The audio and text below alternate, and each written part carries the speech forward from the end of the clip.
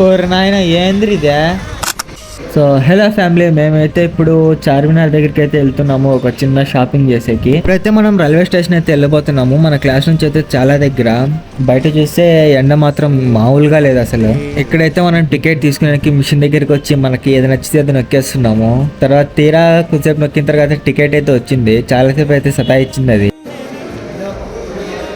కాసేపటి తర్వాత అయితే మన ట్రైన్ అయితే వచ్చేసింది. మనమైతే స్టార్ట్ అయిపోయాము ఇక్కడికి వెళ్ళి. ఇంకా దారిలో వెళ్ళేటప్పుడు ఇంకా కొద్దిగా ఫన్నీగా వీడియోస్ అలా చేసుకుంటూ కాచిగూడకి అయితే వచ్చేసాము.